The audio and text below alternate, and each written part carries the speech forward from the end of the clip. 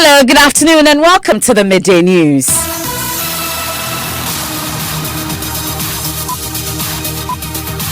This bulletin is coming to you live from the Joy 99.7 FM studios, Kokomlemle in Accra, at digital address GA0993341. Also live on Love 99.5 FM in Kumasi, affiliates across the country on ABN Radio in London and around the world at myjoyonline.com. The news is brought to you by Telesol 4G, just a touch. Coming up. When we hear the gunshots around the neighboring villages, we are not able to learn like the way we used to do because there is fear in. The cost of the Tripoli conflict. We'll hear how the violence is impacting on the lives of farmers, drivers and students there. Meanwhile, the Defence and Interior Committee of Parliament is divided over the role of Defence Minister Dominic Nitiwo in the Konkomba-Chokosi conflict. But the minister justifies his decision not to recuse himself from ongoing peace talks. One of the accusations that people have had is that I needed to go talk to the people myself, and that's exactly what I've done. Also, Joy News documentary shares voices of hope of ordinary people in Dagbang as peace returns to the area following years of conflict. If there's consensus and unity, there will always be progress at all times, but without peace, we cannot progress. And that's coming up in the documentary Dagbang, A New Era. Plus sports here on the Midday News with me, Emefa Apau.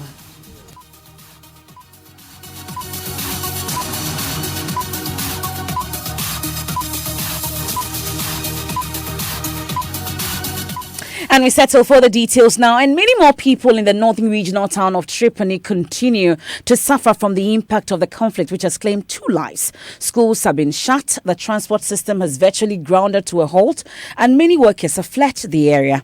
On the Super Morning Show this morning, some of the people who are from there have been sharing their experiences with us. Robert, who is a farmer in Saboba, has been telling us, though the place is calm now, he's unable to go to the farm because of the curfew and fears of being attacked.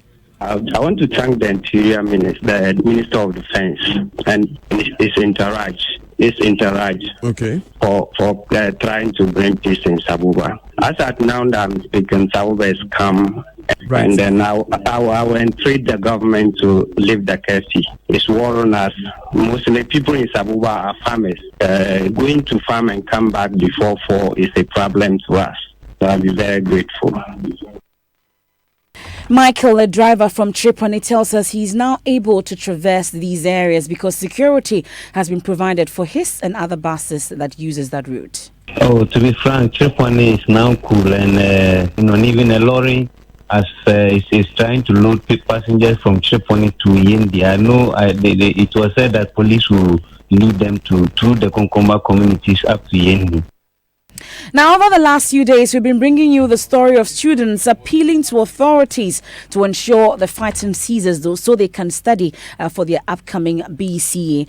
We'll get to hear from them as well as the Defence Minister. There's been calls also from some security analysts as well. But let's head to Parliament because the Defence and Interior Committee of Parliament is divided over the role of Defence Minister in the Konkomba-Chokosi conflict, whilst Ranking Member James Agauga wants the Defence Minister Dominic Nitiwo to recuse himself because of his direct link with the Konkombas. The chairman of the committee, Seth Echampong, has dismissed the call, branding it trivial. We'll first hear from James Agauga. It's Konkomba. And so Konkombas are fighting with Chokosis. So without having any slightest feeling that he, Mr. Dominic Nitiwo, might be complicit in the whole affair, I still think that perception in conflict resolution is very important. Okay. So once one faction has the perception that he is Konkomba and is bound to take sides with his own people, it is only proper that he recuses himself and allows a neutral person to lead the mediation process. Yeah, and then away from this particular matter too is recent news that we heard about some Burkinabe nationals who've taken shelter in Ghana. They claim that they are running away from. So you heard the ranking member on Defence and Interior Committee of Parliament, James Agauga, there speaking to my colleague Elton Broby. But we can hear from the chairman of the committee, Seth Echampong, who's in dismissing the call. Speaking as a politician, that comment by my brother Bernard Moda is trivial I hate such commentary. Let's speak to the substance of the matter. He is also another tribe man from the north. It is not the fault of the Minister of Defense to be a Kunkumba. The president nominated him as a subordinate to work in that capacity for him. And it wasn't the prayer of the Minister of Defense that this conflict must happen. So why must we go after the persona of the minister? We should look at the conflict on ground and attend to the conflict on ground. For me, this is how we have to work. This country must stop politicizing issues with personalities. You heard there the chairman of the Defense and Interior Committee, Seti Champong. We'll get to hear from the Defense Minister himself, Dominic Nitiwo, who has also been dismissing the calls for him to recuse himself because he's a Konkomba. But let's head to Parliament and join Elton Brobe, who is in Parliament now. But before we hear from Elton, let's hear from the Defense Minister. But I think that one of the accusations that people have had is that I needed to go talk to the people myself. And that's exactly what I've done. And luckily for all of us, it has had a positive impact. The people have listened to me. The chief made a comment yesterday. He said, if they disgrace anybody, not their own son. And I think that is a profound statement. And I'll leave it at that. Yes, and of course, let me just make this point of clarity that we are not referring to the statements made by the PNC chairman Bernard Mona asking you to step down. We are referring to the statements made by a number of security experts saying that you should recuse yourself from this case specifically. Of course, it's often best practice, even internationally, that if you are in any way linked to a case like this, it's best that you take a backseat role, like I said earlier, so that people do not exactly connect you to what is happening. What do you say to that? Daniel, what would you have said if, when all happened, I just kept quiet, I never went to talk to people, I never went to talk to anybody? Wouldn't you have said that I could have done it and I refused to do it? It's not better that I went and talked to the people.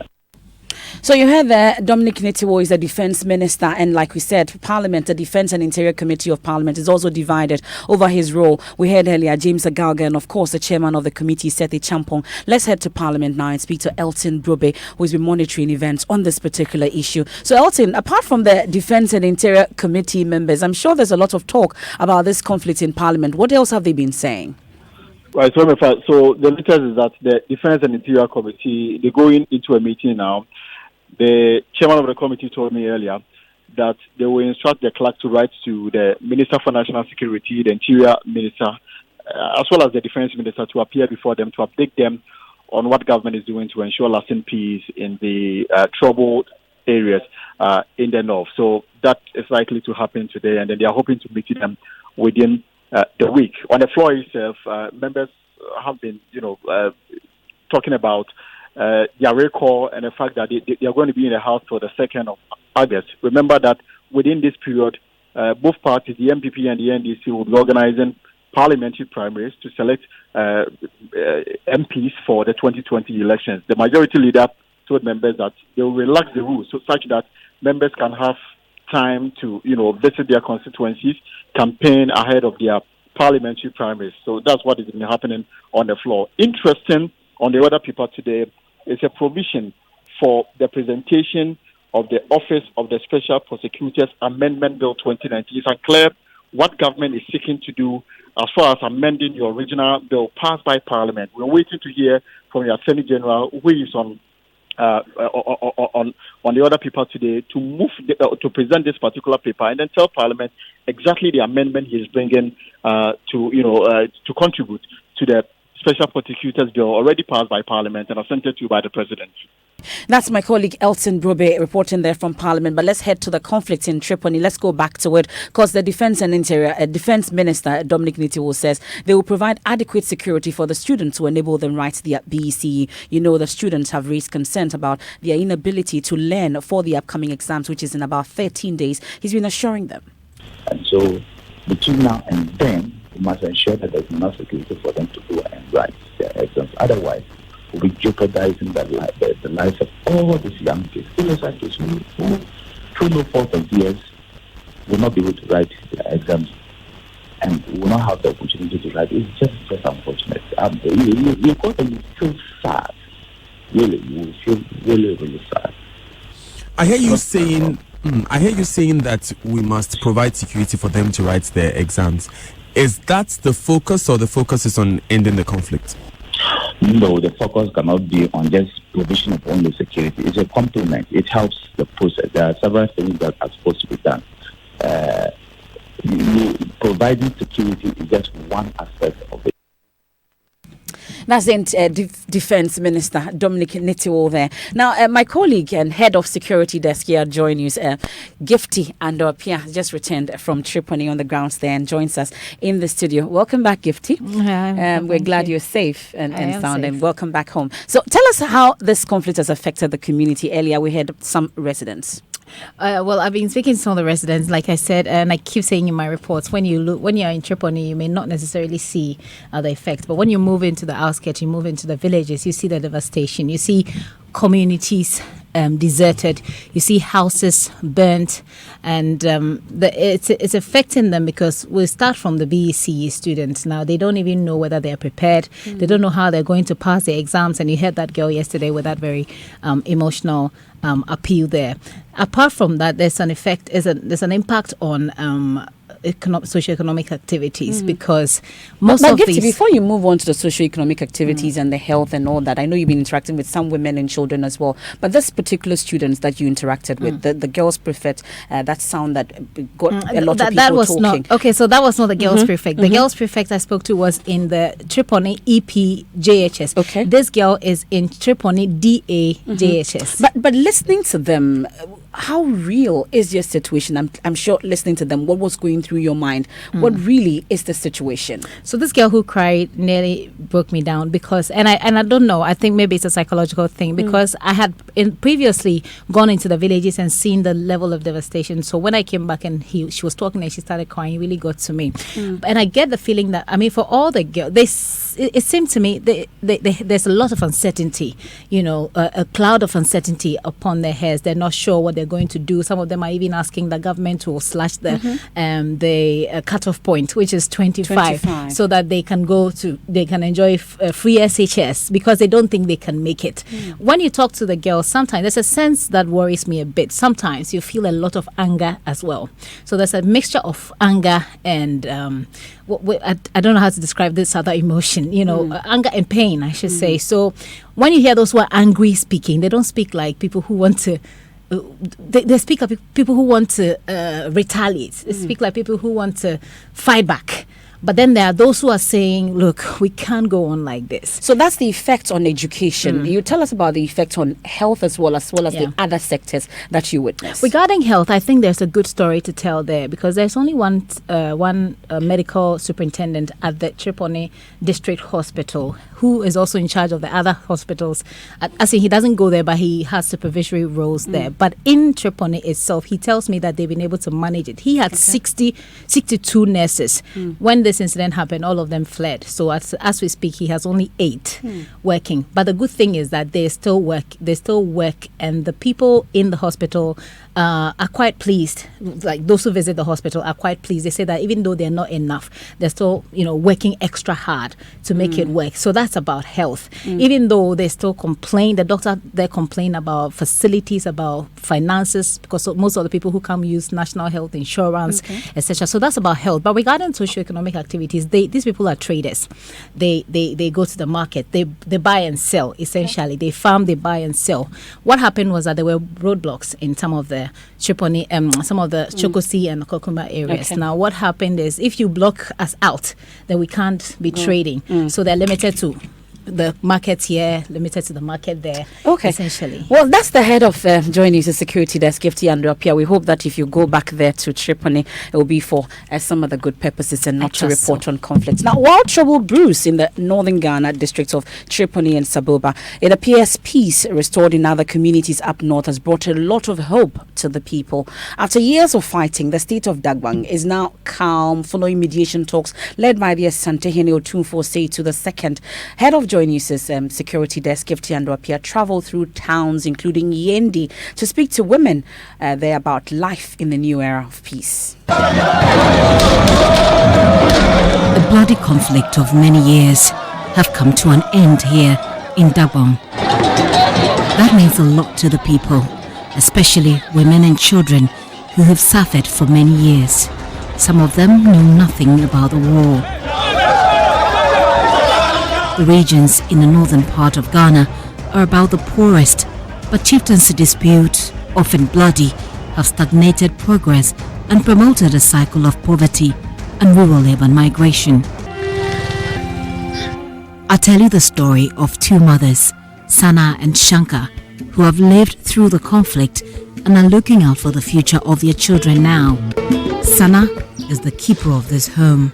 She has recently harvested some maize, but daily concerns like her farm business and taking care of her kids are not enough to make her forget the effects of the war. Among others, she worries about a perception she says is affecting all of the Gomba people.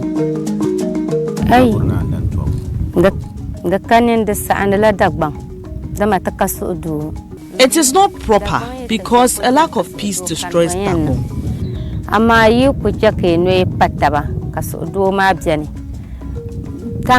If there is no peace in Dagbon, what can we do? But if there's consensus and unity, there will always be progress at all times. But without peace, we cannot progress. Sometimes when there are rumors of instability, it depresses you, and that alone is injurious to one's health. When there is peace, we can all go about our normal lives, prepare our children for school, and take proper care of them. After my visit to Sana, I am traveling to Zugu, another village near the Yendi township. Here, I am meeting Shankar, a 56-year-old mother of 6. My name is Shankar. I am a farmer. I cultivate maize, millet and cowpea. She can barely remember the ages of her children, but what is certain, and which she shares with Sana, is that she wants a better future for her children in a better developed and peaceful Dagbon. If one of my children becomes a teacher, the other a doctor, and another becomes a farmer, I will be very happy. Farming is also a profession. If the farmer cannot get money to buy his or her needs, they can still depend on the farm produce for survival. The documentary titled Dagbon, A New Era, airs tonight at 6:30 p.m. on the Joy News channel and Thursday on the Super Morning Show. Now, security analyst Dr. Kwesi Ening is advising that in order to address the menace of vigilantism, the National Peace Council must first look at the proliferation of small arms in the system. He believes the possession of these arms emboldens them to perpetrate violence. The parties must also understand the recruitment processes of these groups. We'll get to hear from him shortly, but Joy News sources in that meeting, the second day of the meeting, say the NDC is kicking against the discussion of a vigilantism bill in the meeting. The party argues that all the parties involved in the peace dialogue have submitted their independence memoranda to Parliament and that it will be a waste of time to discuss the bill at the meeting. We'll go live to my colleague Paka Wilson, but we can now hear from Dr. Kwesi Ening. That what is happening in Mali, Burkina Faso, Niger, northern Nigeria, the top of Togo and Benin sends a clear signal about a market for young people who are organized, who know how to use the tools of violence, and are also available on the market. And in certain cases also very frustrated. We need to recognize this and begin to ask ourselves some very tough questions, some of which I will put onto the table for further discussion. One, what is being done, or how much do we understand about recruitment processes, about mobilization, indoctrination, and the use of violence? There are two missing links, however. One is to better understand the use of language to mobilize and to radicalize some of these groups. The second It's about the increasingly deepening networks amongst different groups themselves that we earlier on thought could not collaborate. You heard that security analyst Dr. Kwesi Anin's submission to that mediation meeting currently ongoing at Pejasi, and my colleague Kwesi Parker-Wilson is there for us and joins us on the line. Kwesi, but can you say that there's been any significant progress so far? Well, according to the national, the chairman of the National Peace Council, they've made some progress. Now, the NDC requested a meeting between themselves and the NPP to agree on the steps they'll be taking to disband their group, because in the meeting we are told that there sought to be some disagreement. So just a while ago, the NPP and the NDC were locked up in a meeting where they were discussing how to disband their militia group. But the NPP is proposing that they scrap by-elections. Now, according to the party, all the violence we have seen, the electoral violence we have seen, are as a result of by-elections. So perhaps if we amend the law and scrap by-election, then it will solve about 90% of the problem. My colleague Kwesi Parker-Wilson, they're reporting live from Pejasi, will definitely get more in our subsequent bulletins as they prepare to issue that communique at the end of the second day of this meeting. You're still listening to the Midday News on Joy 99.7 FM. Still to come, Northern Region Police still unable to locate Chinese national Helen Wang, wanted for illegally transporting rosewood. We are still searching for her to arrest. The information we have is not good, we disclose it. We'll be right back after this break.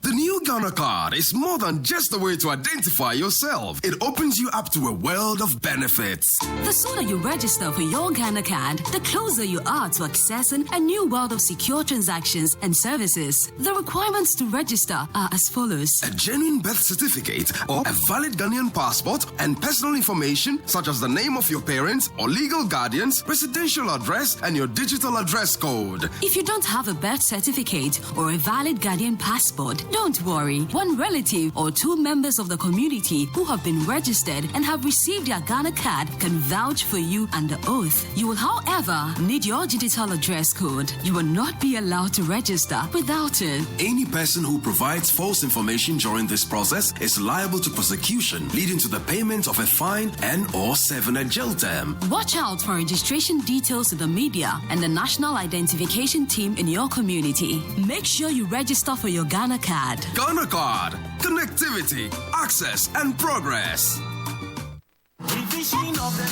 The Electoral Commission will undertake a revision of the voters' register in all the district offices of the Electoral Commission from Friday 7 June 2019 to Thursday 27 June 2019 between the hours of 7 a.m. to 6 p.m. each day, and including Saturdays and Sundays during the registration. The objective of the registration is to afford Ghanaians who have attained the age of 18 years and others who are more than 18 years but for various reasons could not register during the previous registration to do so. A person qualifies to register as a voter if he or she is a Ghanaian of a sound mind who has attained 18 years and is a resident or an ordinary resident in an electoral area where he or she would like to vote. There will be additional registration centers in difficult to access electoral areas. The public should contact their district and regional offices to help them to locate the registration centers. A person who is qualified to register but whose name is not already on the register will be required to show proof of eligibility by submitting any of the following documents: a Ghanaian passport, national ID card or the Ghana card, driver's license or an old voter's ID card. Applicants who do not have any of the identification documents listed above are required to find two people who are already registered voters to complete documents to guarantee their registration. Remember, the limited voters registration will begin from Friday 7 June 2019 to Thursday 27 June 2019 between the hours of 7 a.m. to 6 p.m. each day. Register to vote. Your vote is your power. Because your vote is your power. Register to vote. Because your vote is your power. Thanks for staying with us here on the Midday News. Let's do sports, Read One. Yes, Joy Sports understands that Asamoah Gyan will be meeting Black Stars coach Kwesi Appiah this afternoon for crunch talks to repair their fractured relationship over the captaincy issue. Joy Sports Benedicto Uso has more. According to our sources, Black Stars coach Kwesi Appiah will meet General Captain Asamoah Gyan this afternoon to repair their strained relationship ahead of the team's departure for camping in Abu Dhabi this Saturday. Gyan, who arrived in the country last night after ending the season with Turkish top-flight side Kayserispor, is also expected to reassure Coach Appiah of his commitment and support for substantive Captain Andre Ayew and his deputy Kujo Asamoah. Last week, Gyan was stripped of the captaincy and elevated as general captain of the team, a decision which didn't go down well with him. He then announced his retirement from the national team with immediate effect and later rescinded his decision after Ghana President Nana Addo Dankwa Akufo-Addo intervened. You know, and the captain says you will never go away. Meanwhile, former sports minister Elvis Efiankra says he expects that there wouldn't be any managerial crisis at the tournament in Egypt. For me, is my worry that you have a situation where the coach takes a decision and then the president has to intervene. So you wonder what kind of atmosphere or spirit you're going to have in the camp. And we all just pray and hope that some way, somehow, they will be able to manage their egos. Elvis Efiankra will end the sports on the midday news. And he will begin the second part of the midday news because he's accused the Electoral Commission of engaging in voter suppression intended to deny eligible voters the opportunity to participate in the 2020 election. Speaking on the AM show on Moto TV, Mr. Efiankra said the EC has targeted 500,000 eligible voters for its 2019 registration. This, according to him, means many voters will be disenfranchised. If you had 2014 target of 1 million, 2016 target of 1.2 million, 2019, your target should be 1.5 million or above. They couldn't explain to us at IPAC. If you have a situation where the EC, by its own actions, says that it's targeting 500,000 people, then it means that you're going to disenfranchise 1.2 million potential registrants. That is a very serious matter. It's not a matter that we should talk with. It's not about NDC or MPP. You're talking about the fundamental human rights of citizens of this country. You heard the Director of Elections for the NDC, Elvis Efiankra. Now, more than 2 weeks after she was arrested for illegally transporting rosewood, police in the northern region are yet to locate Chinese national Helen Huang. Unconfirmed reports suggest the 43-year-old woman who jumped bail is in Togo. The person who stood surety for Madame Huang, Mohamed Bodungbam, was therefore arrested and granted a 3,000 Ghana cedi bail on May 13 after he failed to produce her. Listen to the Public Relations Officer of the Northern Regional Police Command, DSP Mohamed Yusuf Tanko, who says the police is still on the manhunt for Helen Huang. We are still looking for Helena Huang to arrest her to assist in our investigations and also possible prosecutions. The surety has gone to court for the second time and he has not been able to produce her. He has been given another opportunity to do so. That notwithstanding, we have not left the fight on the head of the surety alone. You heard the Northern Regional Police Command PRO DSP Mohamed Yusuf Tanko. And it's time now for Join It to Security Weekend. The tip for today, we are focusing on how to spot suspicious behavior and handle suspicious packages in public places.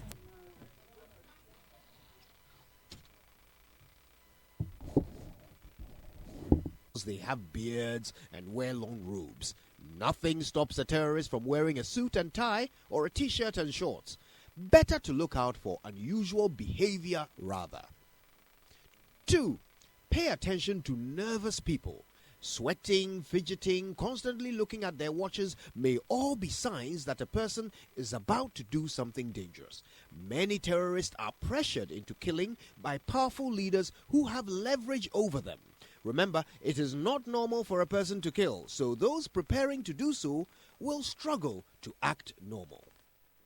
So you ought to look out for the suspicious packages in public. We're sorry for that poor quality in sound there. Definitely will bring you more in our subsequent bulletins. But Mapito is here with what's trending on social media. Hashtag it's time for action and hashtag Menstrual Hygiene Day 2019 is trending. And at Ebby_Sapi says, sanitary towels are expensive in Ghana. Many girls who can't afford it stay away from school. And in many developed countries, sanitary towels are very cheap. We need to look at ways to ensure that sanitary towels are made more accessible to girls. And Edwindo Paul says being a part of this has been eye-opening experience on how boys should be more involved in menstrual hygiene. Hashtag it's time for change.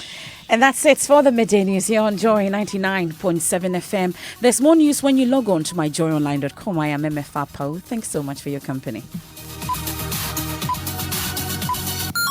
Game over. Oh no.